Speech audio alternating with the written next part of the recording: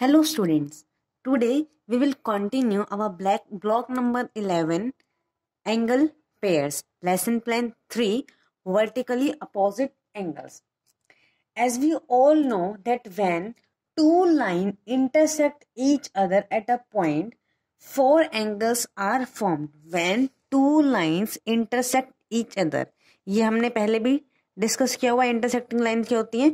जब two lines आपस में जाती है, इंटरसेक्ट करती है, और एक इंटरसेक्टिंग पॉइंट, ये कौन सा होता है? Point of intersection. यहाँ पर जब दो लाइनें आपस में मीट करती हैं तो ये क्या बनता है? Intersecting line. और जो टू इंटरसेक्टिंग लाइन है वो क्या करती है? Two intersecting line form four angles. कितने एंगल्स फॉर्म करती है? फोर. देखो यहाँ पे एक एंगल तो ये फॉर्म हो गया, एक यहाँ पे, एक इधर और एक इधर. कितने एंगल्स फॉर्म करती हैं टू लाइनें जब आपस में इंटरसेक्ट करती हैं? Two intersect lining forms four angle. हम यहाँ पे लिख देते हैं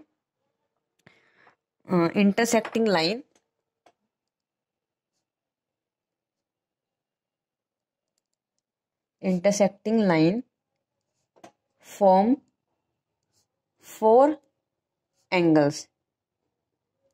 ठीक है, इंटरसेक्टिंग लाइंस जो है वो कितने एंगल फॉर्म करती हैं? फोर एंगल्स फॉर्म करती है. चलो इन लाइनों को हम नेम देते हैं. ये ए बी लाइन है और ये लाइन है सी डी. ये लाइन है सी डी. नाउ अब इस फिगर के अंदर देखें तो हमारे पास क्या है? एक लाइन है ए बी. लाइन क्या है? A B. Intersect line C D. जो ए बी लाइन है वो सी डी को इंटरसेक्ट कर रही है, ऐसे भी बोल सकते हैं, और ऐसे भी बोल सकते हैं कि जो सी डी लाइन है वो ए बी को इंटरसेक्ट कर रही है. We see that. इसमें हम एंगल्स लेते हैं, इसके अंदर हम एंगल्स लेंगे. ये एंगल, इस एंगल को नेम दे दिया हमने एंगल 1, इस एंगल को नेम दे दिया एंगल 2, एंगल 3, एंगल 4, और इसको रिप्रेजेंट करते हैं ऐसे. एंगल्स के आगे एंगल का साइन बनता है. Angle 1, angle 2, angle 3 and angle 4. So here हम स्टडी कर रहे हैं वर्टिकली अपोजिट एंगल.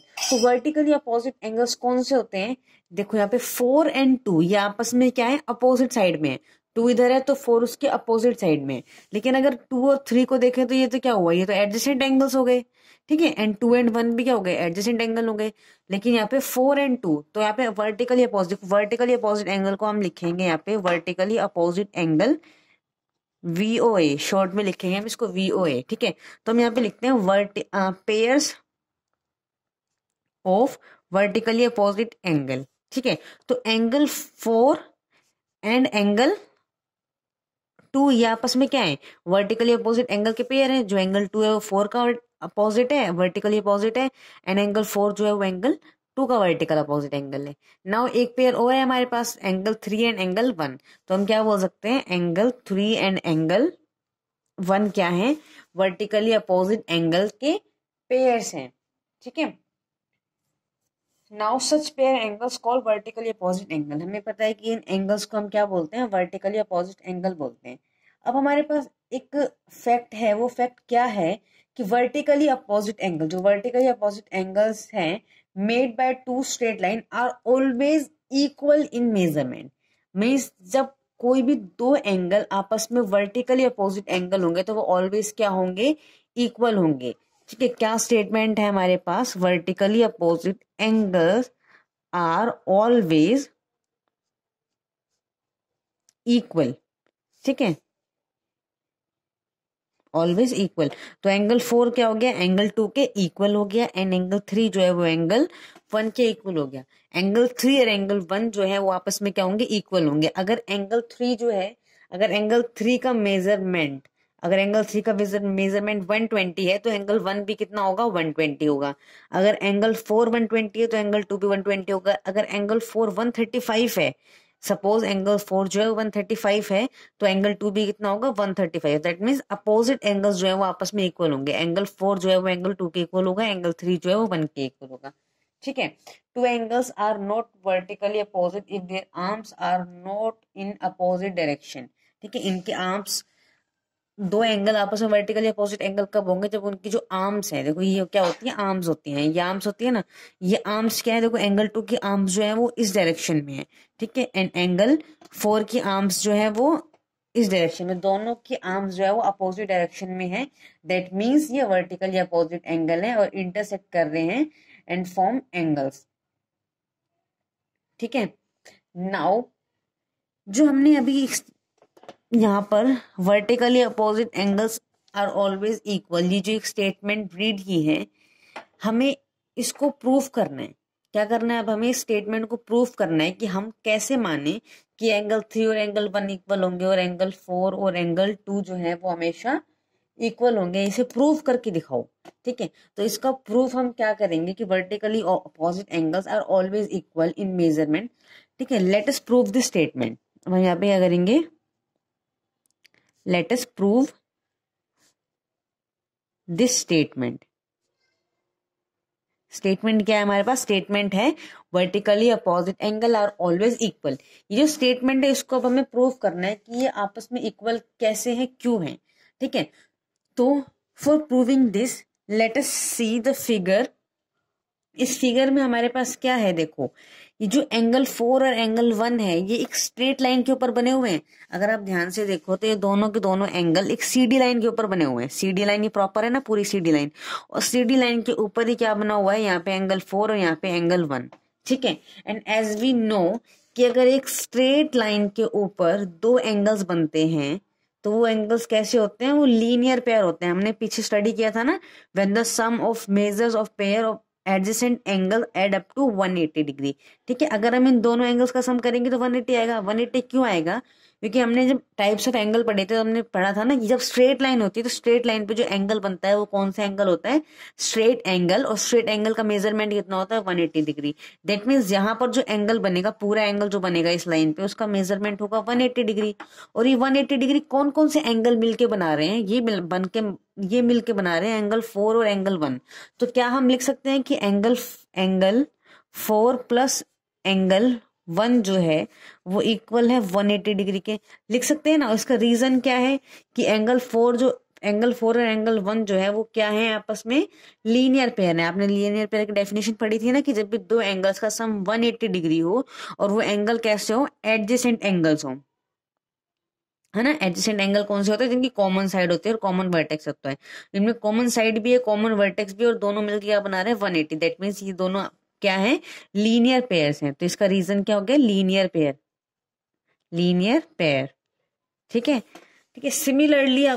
सिमिलरली आप इस साइड पर देखो। ठीक है, इस साइड पे क्या हो रहा है,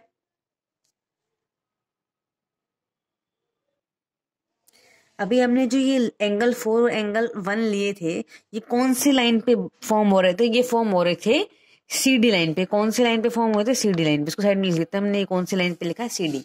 अब आ जाते हैं कौन सी लाइन पे, ए बी लाइन पे। हमारे पास कौन सी लाइन है, ए बी लाइन है। ठीक है, अब देखो ए बी लाइन जो है वो भी एक स्ट्रेट लाइन है, तो स्ट्रेट लाइन पर जो एंगल बनेगा उसका सम कितना होगा, 180। लेकिन वो कौन कौन से एंगल्स मिलके बना रहे हैं 180, वो बना रहे हैं एंगल 3 और एंगल 4। ए बी लाइन तो ये है, और ए बी लाइन पे जो एंगल बन रहे हैं वो कौन कौन से बन रहे हैं, एंगल 3 एंड एंगल 4। ये पूरा एंगल यहाँ बनेगा ना, और इस एंगल को कौन बना रहा है मिलके, एंगल 3 और एंगल 4। तो हम लिख सकते हैं कि एंगल 3 और एंगल 4 मिलकर 180 डिग्री बना रहे हैं, क्योंकि ये दोनों आपस में लीनियर पेयर हैं।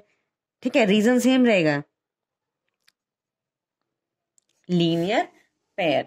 ठीक है, नाउ अब हमें क्या करना है, हमें ये पता है, देखो आपको इस स्टेटमेंट से क्या मिल गया, आपको इक्वेशन 1 मिल गई एंड इक्वेशन 2 मिल गई। ठीक है, फ्रॉम इक्वेशन 1 एंड सेकंड देखो एंगल 4 प्लस एंगल 1 भी किसके इक्वल है, 180 डिग्री के इक्वल है।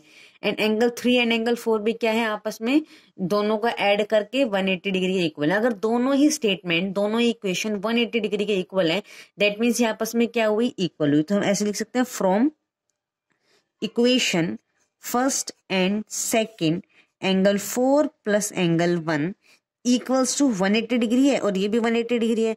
तो हम इस 180 डिग्री की जगह पूरे एंगल्स का नेम लिख दे, क्या है, एंगल 3 प्लस एंगल 4 लिख सकते हैं ना। क्यों लिख सकते हैं, क्योंकि दोनों ही एंगल 180 डिग्री के इक्वल है, और अगर दोनों ही एंगल 180 डिग्री के इक्वल है तो ये आपस में भी क्या हो जाएंगे, इक्वल हो जाएंगे। ठीक है, या फिर अगर आपको ऐसे समझ में नहीं आया तो आप इसको ऐसे लिख सकते हो। कैसे लिख सकते हो, एंगल 4 प्लस एंगल 1 जो है वो किसके इक्वल है, 180 डिग्री के इक्वल है, ठीक है। Angle 4 plus angle 1 equals to, हमें क्या यहाँ पे क्या लिखना है, 180 डिग्री। और 180 डिग्री किसके इक्वल है, देखो 180 डिग्री जो है वो एंगल 3 और एंगल 4 के इक्वल है। तो 180 की जगह पे हम एंगल 3 और एंगल 4 लिख सकते हैं ना, एंगल 3 प्लस एंगल 4। एक ही बात है, या तो आप डायरेक्टली लिख दो या फिर इसको आप ऐसे ब्रेक करके, स्टेटमेंट्स को ब्रेक करके लिखो, ठीक है। फाइनली हम रिजल्ट हमें क्या मिलेगा कि एंगल 4 प्लस एंगल 1 इक्वल है एंगल 3 प्लस एंगल 4 के। देखो अब इक्वल्स टू के राइट हैंड साइड पे भी एंगल 4 है एंड लेफ्ट हैंड साइड पे भी एंगल 4 है। अब इसको डायरेक्टली कैंसिल करना आता है तो आप डायरेक्टली कैंसिल कर दो। अगर आपको कंफ्यूजन है कि डायरेक्टली कैंसिल कैसे होंगे, देखो ये जो एंगल 4 है, एंगल 4 आपस में कैंसिल हो सकते हैं क्योंकि इनका सेम साइन है और इक्वल्स टू के लेफ्ट हैंड साइड पे भी है, राइट हैंड साइड पे भी है। अगर आपको ऐसे नहीं समझ में आ रहा कि भाई ये कैसे कैंसिल हुए, तो देखो ऐसे हो सकता है, आप यहाँ पे लिखो angle 1 equals to angle 3 plus angle 4, ठीक है। हमने यहाँ पे एंगल 4 राइट डाउन नहीं किया। अब क्या करो, आप एंगल 4 को ट्रांसपोज कर दो दूसरी साइड पे। और आपको अच्छे से पता है कि जब आप यहाँ से लेफ्ट हैंड साइड पे से कोई चीज राइट हैंड साइड पे ट्रांसफर करोगे तो उसका क्या हो जाएगा, साइन चेंज हो जाएगा। तो यहाँ पे प्लस का है, यहाँ क्या हो जाएगा, माइनस का एंगल 4, और एंगल 4 माइनस एंगल 4 क्या हो जाएगा, 0, एक करके क्या हो जाएंगे 0। तो यहाँ से आपको क्या मिल जाएगा कि एंगल 1 जो है वो इक्वल है, एंगल 1 जो है वो इक्वल है एंगल 3 के। और एंगल 1 और एंगल 3 तो हमने यहाँ पे इक्वल ही बताए थे। दैट मीन्स क्या हो गया, वर्टिकल अपोजिट एंगल हमेशा क्या होते हैं, इक्वल होते हैं, ठीक है। आप similarly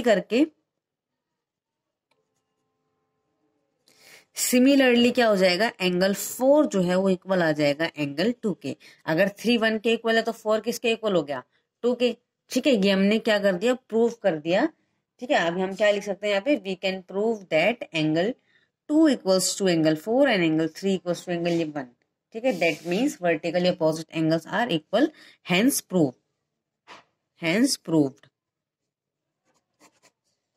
So here we have completed our block number 11. Your homework is you have to do S3 of workbook and all practice question in fair notebook. Okay, thank you.